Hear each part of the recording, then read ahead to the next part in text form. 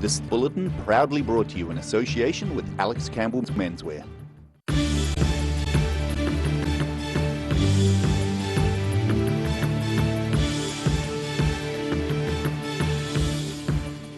Tonight on the South Today, a man appears in court in Invercargill charged with attempted murder after a stabbing.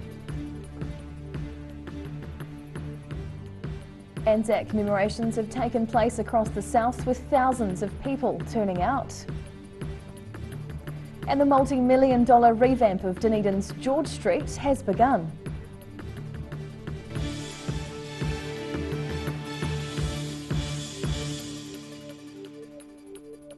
Kia ora, good evening, I'm Hannah Wilkins. A 26-year-old man has appeared at the Invercargill District Court charged with attempted murder.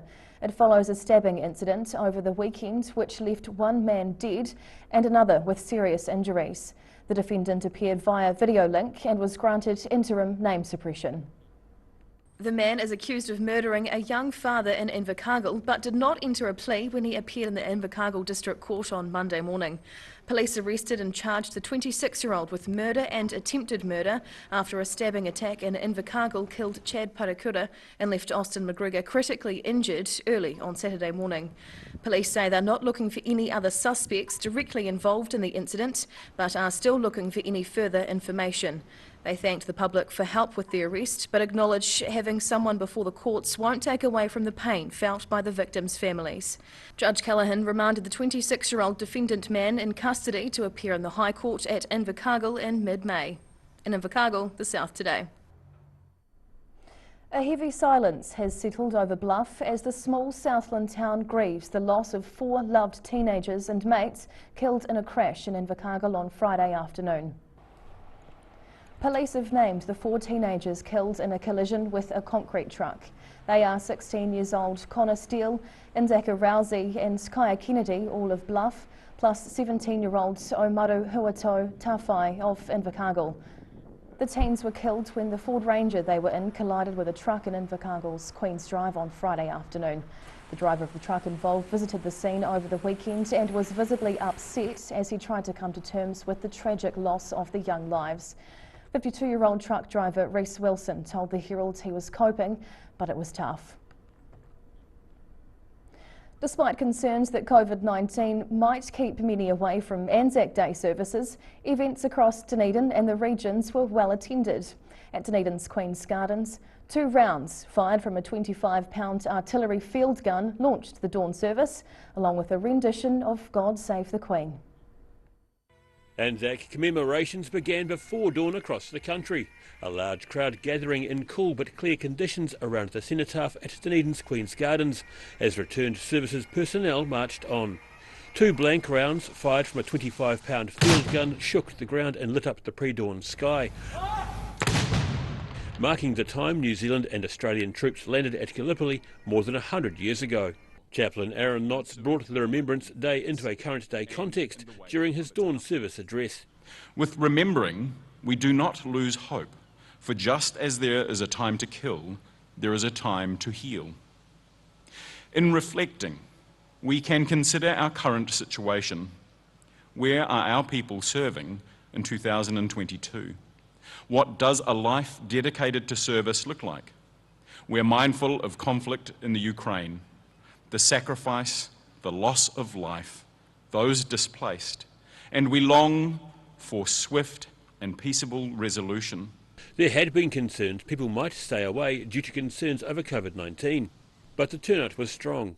Many in the crowd socially distanced within whānau groups, around half wearing face masks. Guest speaker, retired Captain Sean Fogarty, thanked the veterans on parade at the early morning service, while reminding those gathered that armed conflicts are still ongoing. In recent weeks, in our peaceful country, we have watched the brutal reality of war. It's been brought home to us by the shocking images of death and destruction in the Ukraine. This Anzac Day, we should not shy away from recognising that there are those in the world who are prepared to use violence in its most extreme forms in an effort to achieve their aims. As dawn began breaking into a clear Dunedin day, the RSA Choir and Kaikorai Metropolitan Brass Band played I Have a Dream. Flags were lowered as bugler Ralph Miller played the last post.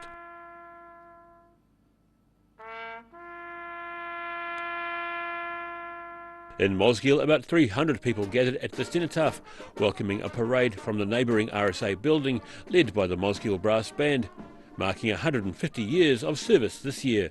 A one-gun artillery salute was performed by members of the 31B Battery, Royal New Zealand Artillery, who transported the 25-pound gun from the dawn service. Later in the morning, about 200 people gathered at the Green Island Memorial Gardens to pay respect to those who served. And in Brighton, about 100 people joined together at the Green Park Cemetery to mark the day, while Army cadets performed a flag ceremony. In Dunedin, the South Today. Thousands of people also gathered across Otago and Southland commemorating Anzac Day at services around the southern region. Crowds attending the events remembered those who served and died in past wars, as well as in the current conflict in Ukraine. Across the south, thousands of people turned out to attend Anzac Day commemorations, for some the first time in 2 years. There was a chilly and damp breeze in Invercargill and Bluff, but around Otago and Southland most services were held under clear skies. For some people taking part, Anzac Day's been an important event to mark for several years. Belclusa bugler Warwick Thompson has performed the last post in Reveille at Anzac ceremonies around the south and central Otago for the past 43 years. In Omarama, a group of Air Training Corps cadets added to the occasion with a haka for the second consecutive year.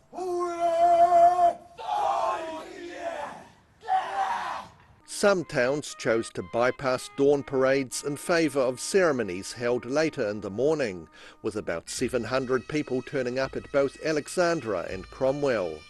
The outgoing Mayor of Queenstown Lakes, Jim Bolt, was pleased with the continued turnout for the solemn occasion. Over the time I've been Mayor, I've seen bigger and bigger crowds coming through, and really good. Good mark of respect. At the podium, Bolt addressed the concerns of many leaders about the hanging threat of yet another world war, such as the one triggered by Germany's invasion of neighbouring countries. Who would have thought that we stand here this morning in the shadow of a conflict on a global scale caused by one delusional and evil man? Didn't the same thing happen in 1939, and has the world not learned from it? I say to you, no matter what role we have, however small, we must all strive in some way we can to bring the lunacy facing the Ukraine to an end. Among the many locals attending Anzac Day ceremonies were members of the RSA, Armed Forces, Police, Fire and Emergency Services, as well as civic leaders. Across the South Today. The transformation of Dunedin's George Street has begun, with the first section being partially blocked as work begins. Retailers in George Street face the lengthy upgrade of the city's centre, beginning with the Farmers Block. The block between Moray Place and St Andrew Street is the first being dug up, and a detour will be in place while it's in progress and is expected to be completed in October. When the revamp of George Street is completed, traffic will flow one way for 3 blocks between the intersections with Frederick Street and Moray Place. The area will have a pedestrian focus. Two-way traffic will continue north of Frederick Street from the Knox block. The overall upgrade of George Street and nearby streets in the central city is due to be completed in 2024. Whai Yakane, still to come on the South Today. A well-known sports retail store is shutting its doors after 20 years of trading on Dunedin's main drag. But on the other side of the coin, a popular bakery is expanding into a well-known Roslyn location.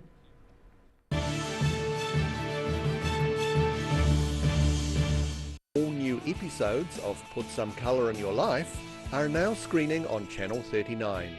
Take a look at Australian artists and the techniques they use in their studio. Put Some Colour in Your Life. Tuesdays, 7:30.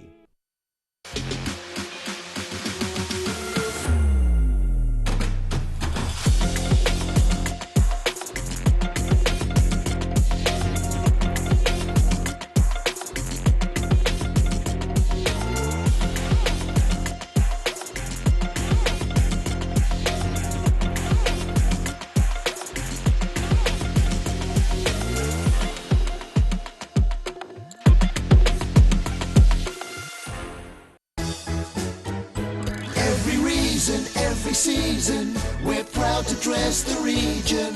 Alex Campbell Menswear, it fits.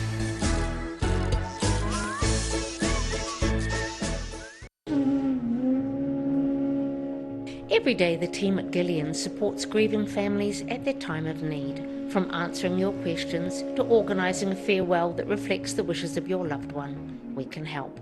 Call Gillian's today.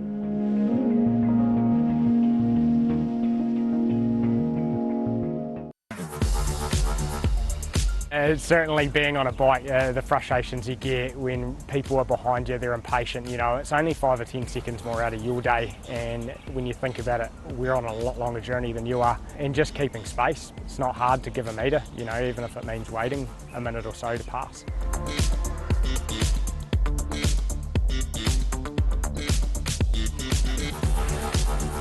If you're at risk of developing melanoma skin cancer, you owe it to yourself to have a mole map. Mole map is coming to your area. Phone today to make an appointment. It could save your life. A poorly maintained heat pump can lose up to 35% of its output. The Mr. Heat Pump Cleaner team are experts. Their specially developed chemical wash is totally biodegradable. Call Mr. Heat Pump Cleaner and get the job done by the professionals.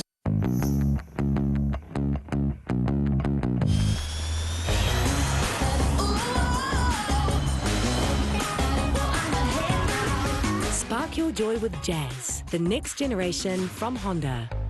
Hi, we're H Concern Otago. H Concern Otago hosts a multitude of social activities, including interwalks.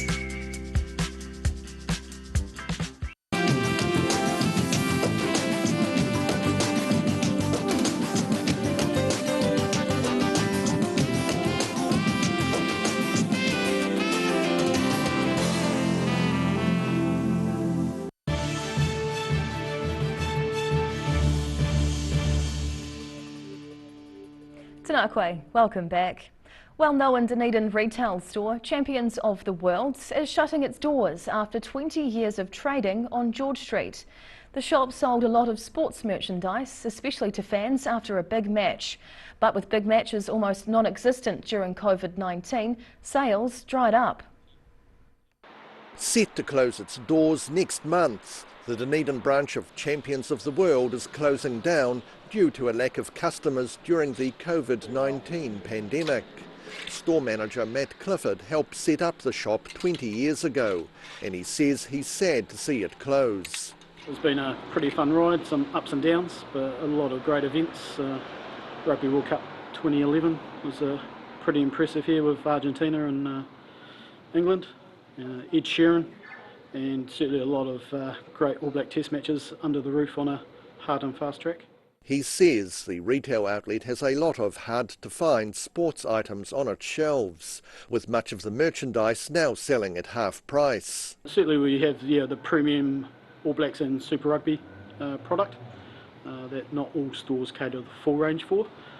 So certainly that was our market, being able to have a broad range of those products for the many fans, including Blues fans. The shop used to sell a lot of jerseys to the winning team after a big match at Dunedin Stadium, but with those events almost non-existent, there's been days over the past 2 years with no sales at all. Clifford says the business has only been able to stay open because the landlords have been accommodating.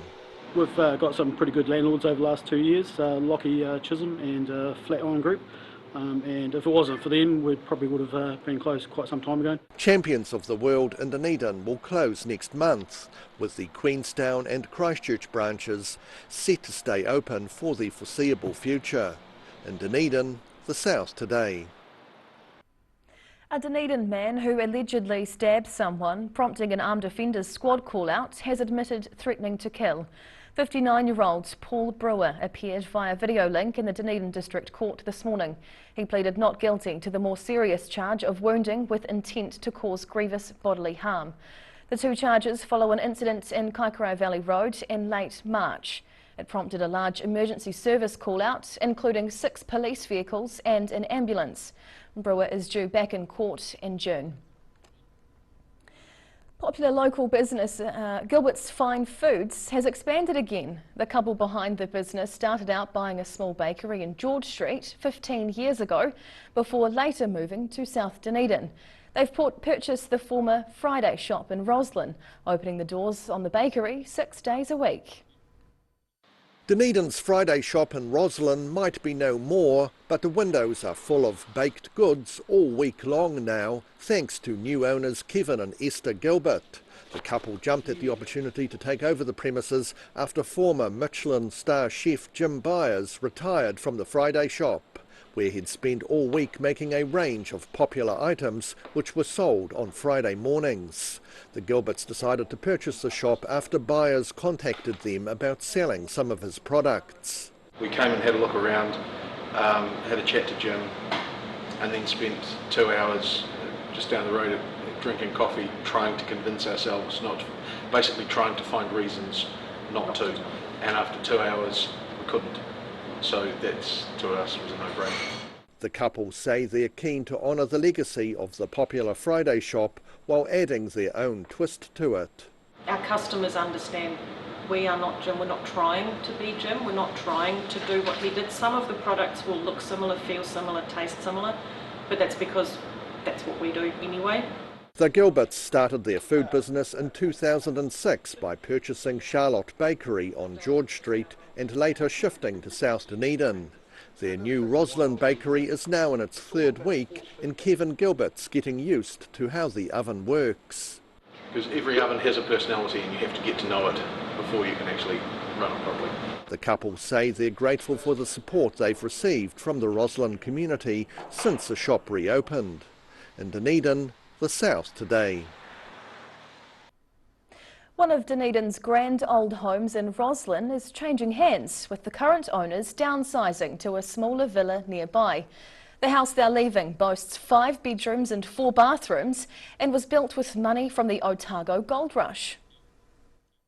Built with money made during the gold boom. The current owner of this impressive Dunedin home is former Health Board Chairman and Dunedin City Councillor Richard Thompson, who says it was built in 1901 by gold dredging tycoon Alex McGeorge. He really started from nothing, but he made his money gold dredging, initially on the way up to Middlemarch at Deep Creek, and then up in Alexandra, and then later dredging paddocks down in Southland. The grand home boasts 5 bedrooms and 4 bathrooms, but some of its ostentatious features were dampened by the builder orientating the house to face south and away from the street, which was contrary to the original plans.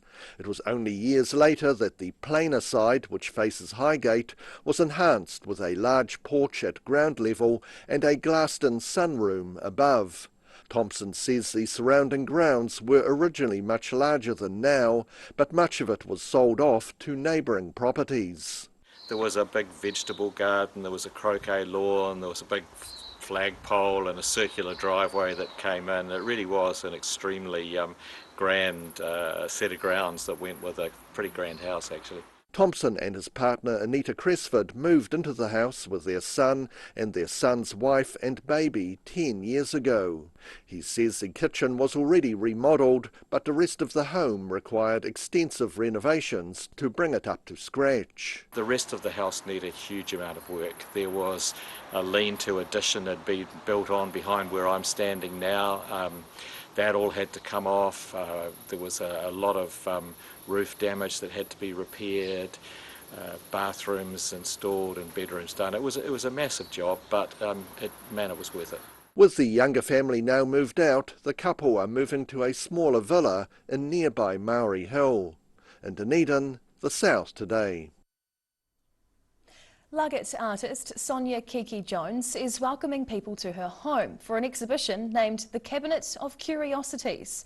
And among the many art sculptures and mixed media works is one she's called the Crystal Boob. Welcome to her world, won't you come on in? Sonia Kiki Jones runs an art gallery in her Luggett home. This Easter weekend, she's welcoming people for a walk through her home gallery with a new section on display. I just think it's like a way of like fusing a lot of the things with my art and all the collectibles and assemblage kind of artworks that I did, and I have all these like I've got boxes and boxes of stuff that I found, like taxidermy bats and bones and rusted tools and all sorts of wonderful things, and so I thought I need to create a little cabinet of curiosities, a little place where people can come out and find objects of wonder. And among the many works adorning the walls and surfaces is a light-hearted crystal piece she's created with body and soul. And this one here is one of my crystal boobs. I'm kind of inspired by like what excites you. Many places in her home gallery are like an installation room, an idea borrowed from 17th century Europe. Jones says they're a bit like looking into someone's mind. At the other end of the spectrum is a piece Jones is working on, reaching out to the people of Ukraine. Yeah, so this one, is for Ukraine. I guess it was just like in the beginning I was just finding it really, really hard to process what was going on, and for me, the best way for me to figure out how I'm feeling about things is just to come and do some artwork. And because there's so much of the fighting around the mineral-rich soil of the Ukraine, and my crystal artwork's very much about the geology of the earth, and so this is like inspired by the colours of the Ukraine flag, and then all the minerals in the soil, and it's like dripping down and kind of like the heart of Ukraine breaking. Her Cabinet of Curiosities idea was inspired by a book of the same name given to her by friends. Sonia Kiki Jones is welcoming art lovers to her home gallery in Luggett during the day over Easter weekend, with plans to open the doors again over the May school holidays. In Luggett, the South Today. And as mentioned, that was open during Easter, but more chances through May, so you can catch that yourself too. Well, FI Arkane after the break on the South Today. Dunedin prepares to paint the town black and white ahead of midwinter All Blacks test match. And we'll take a look at the weather for the coming days.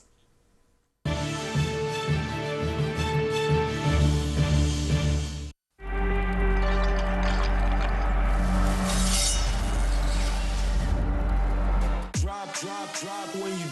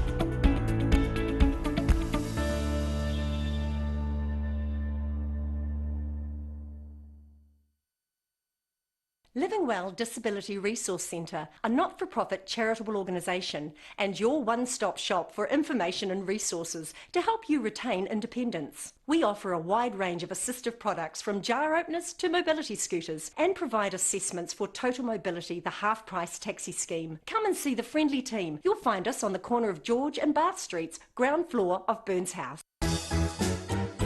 Every reason, every season, we're proud to dress the region. Alex Campbell Menswear, it fits.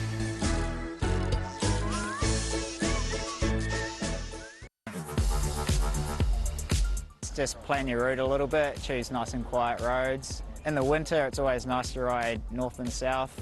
That way you get the driest route and less likely to hit black ice.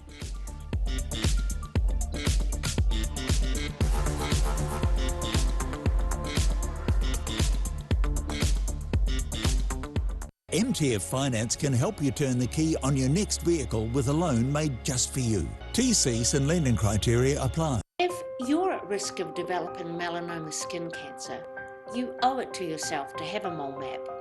Mole map is coming to your area. Phone today to make an appointment. It could save your life.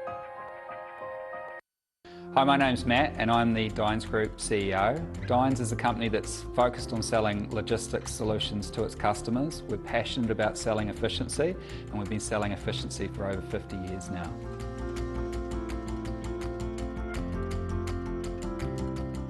All new episodes of Put Some Colour in Your Life are now screening on Channel 39. Take a look at Australian artists and the techniques they use in their studio. Put Some Colour in Your Life. Tuesdays, 7:30.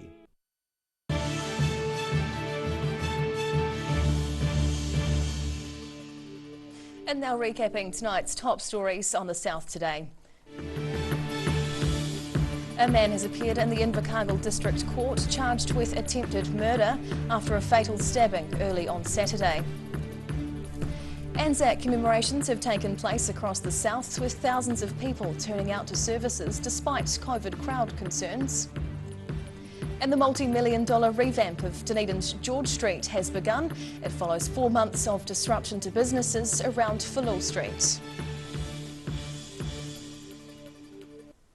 And now we'll look at what's happening in tomorrow's ODT, and we welcome our Associate Editor, Debbie Porteous. Good evening, Debbie, how are you? Good evening, thank you. I'm good, thanks. Now what's in the paper tomorrow? What have you been working on? Tomorrow we're looking at, well, we're going to look back actually at the last couple of weekends, the holiday weekends. The city's really been buzzing with, we've had a lot of visitors back, so the tourism businesses have made a bit of money and everyone's feeling a little bit happier ahead of the All Blacks game that we've got coming up. That's right, in July. That's right, in July. So we mentioned that yesterday. So I hope it's just the start of, you know, many good weekends to come. What else? We've had a bad crash in central Otago where there was a mini rally on and one of the vehicles has become involved with a crash with another vehicle. 2 people have been very badly injured. And we were also on George Street and we've talked to the retailers in the parts that are being worked on starting today just to see how they're getting on, how they're feeling at the moment. All right, I'll look forward to reading through those. Thank you for sharing with us this evening, Debbie. Have a lovely evening.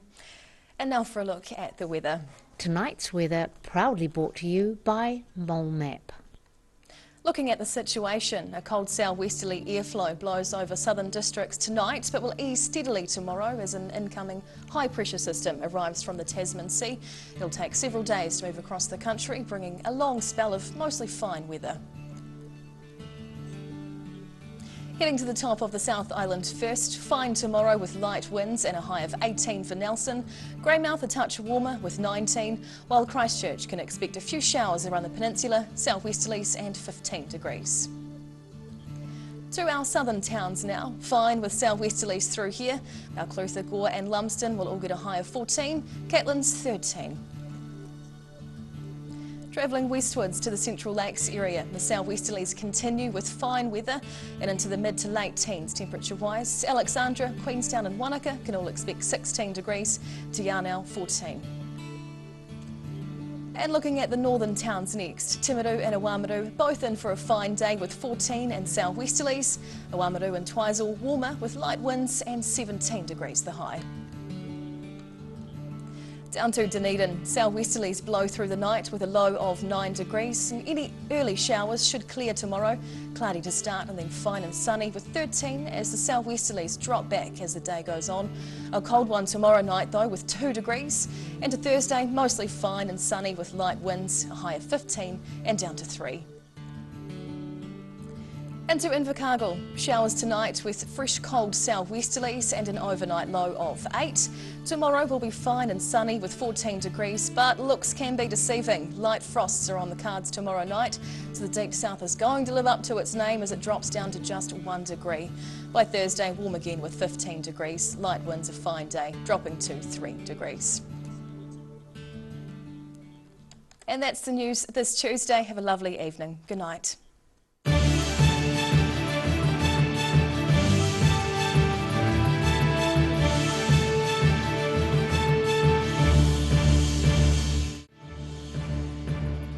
This bulletin proudly brought to you in association with Alex Campbell's Menswear. Public interest journalism funded through New Zealand On Air.